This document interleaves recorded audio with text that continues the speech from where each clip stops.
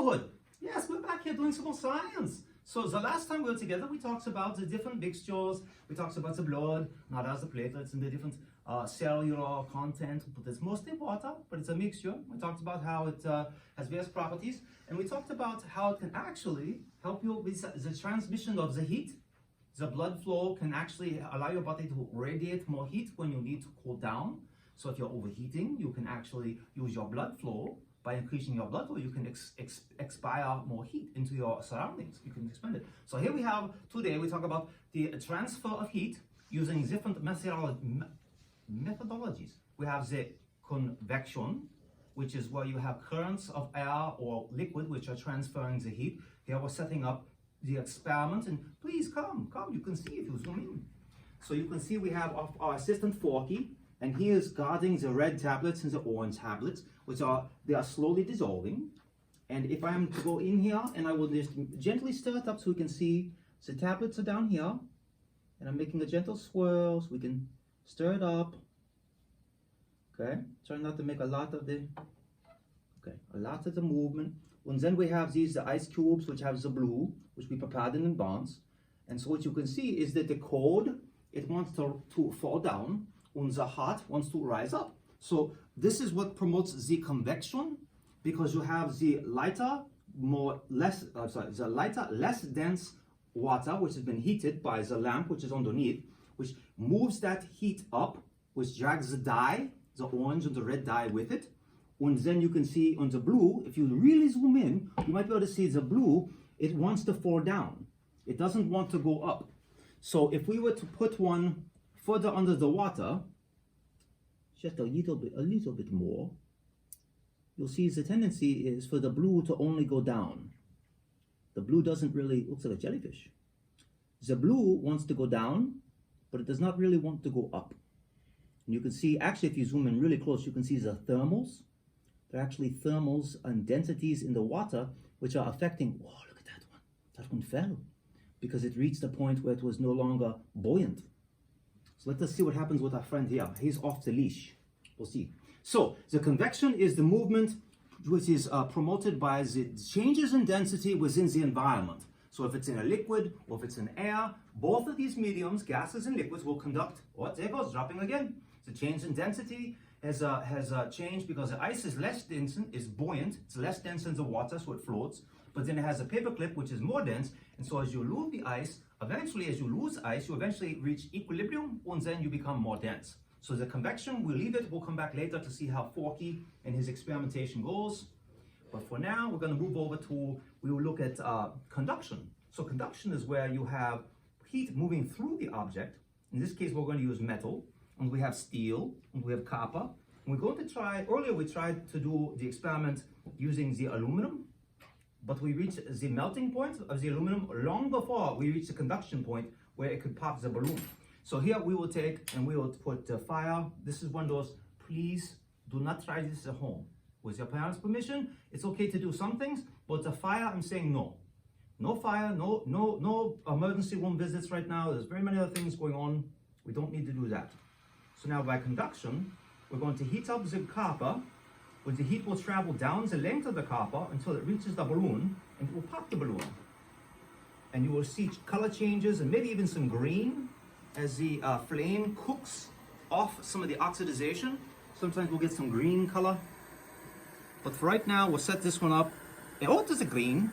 You see the green, that's the copper oxides being burnt off in the flame. So it's a very pretty color. You can see the green color is quite nice.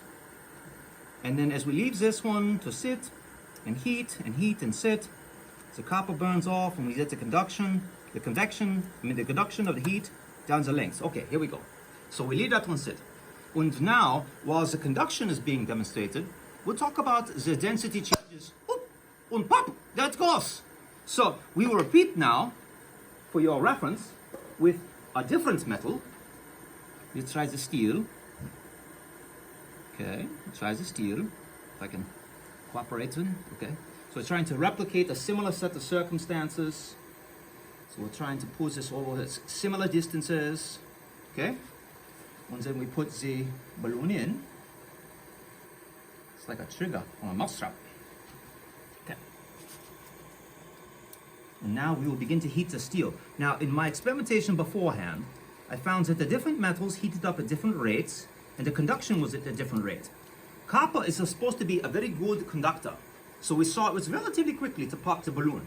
We'll leave this one sit while we go and we talk about other factors. But we'll come back. So you see the orange, that's the iron oxide being burnt off, which gives us an orange flame. It's very lovely, very pretty, very nice. So we had the green from the copper, and we have the orange. I don't recall seeing a color from the aluminum. I don't recall seeing a color that I could perceive. But here we have the orange. So now we have two containers. These are our liquids. One is hot with a little bit of the red food coloring, and one is cold. You can see condensation forming on the outside of this one as proof that it is indeed cold. And we can see that this one is warm because it is, well, there's a temperature gauge here. Oh, a temperature gauge. Speaking of temperature gauges, I happen to have one here. So I see. So if I take this and I shoot it at this here container, and let me see. Can you read that? What does that say? 103.5. Ooh, the camera speaks. It's amazing. 103.5.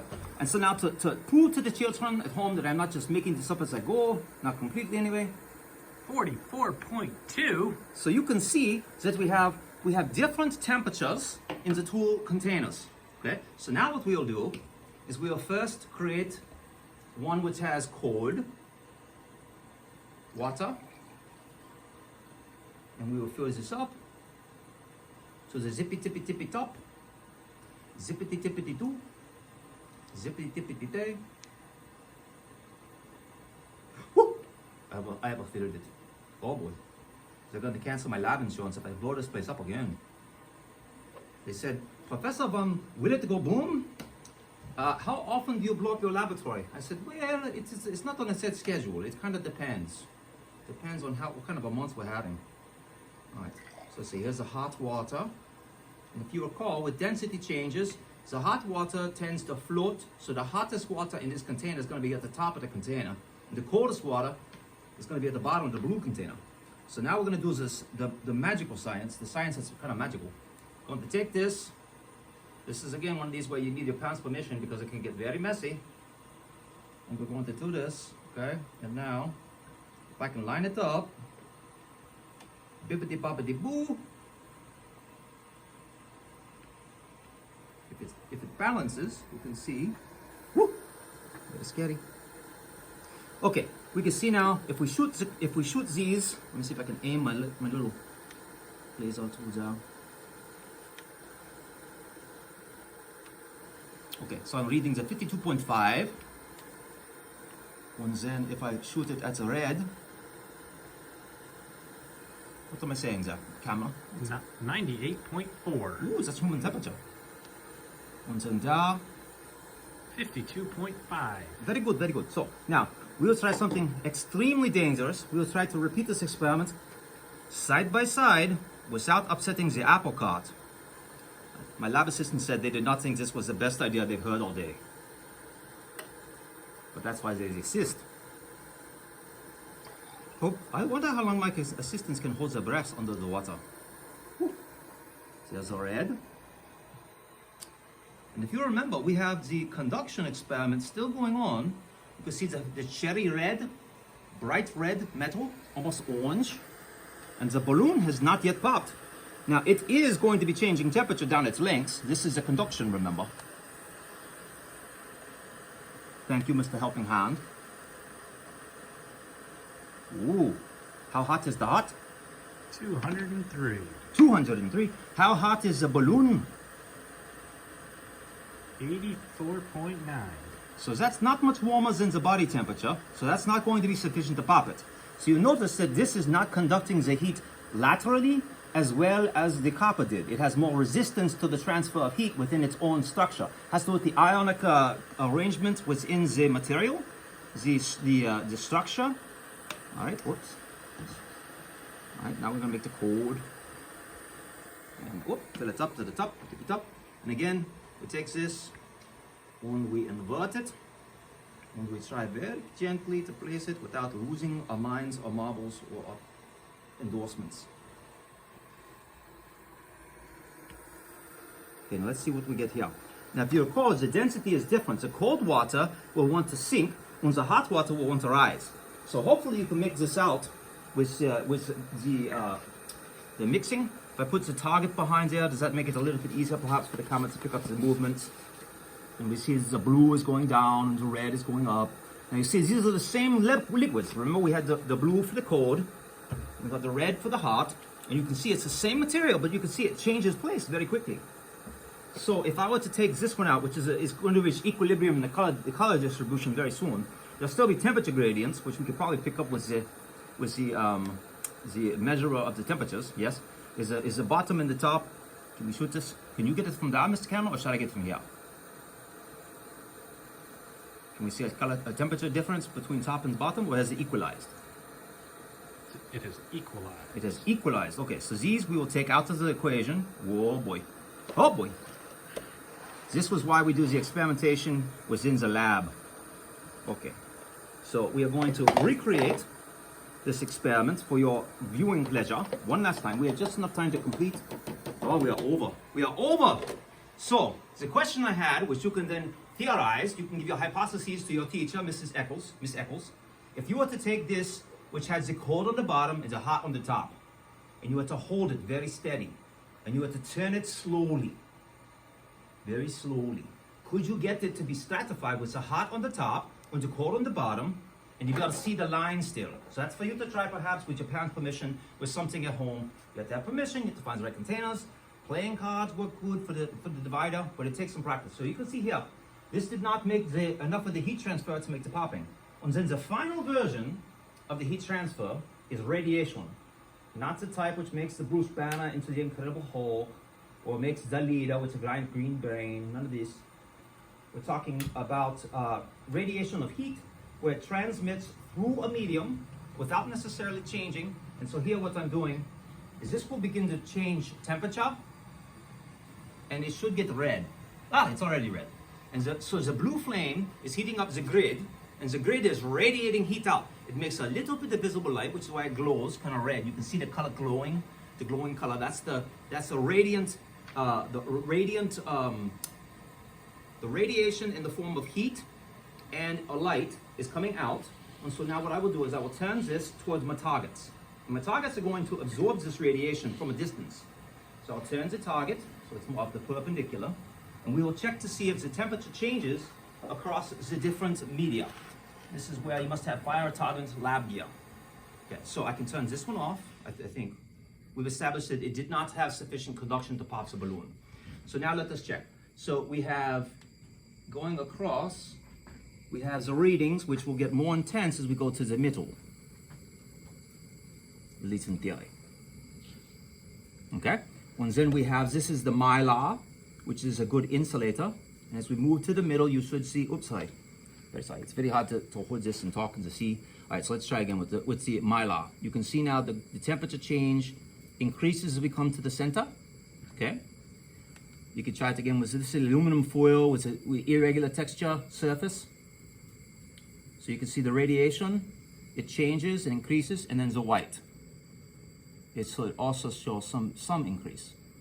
Right? So we see that on the outside it is less, on the inside it is more. And this has to do with the fact that this, at room temperature, this tank is sitting at 80 something.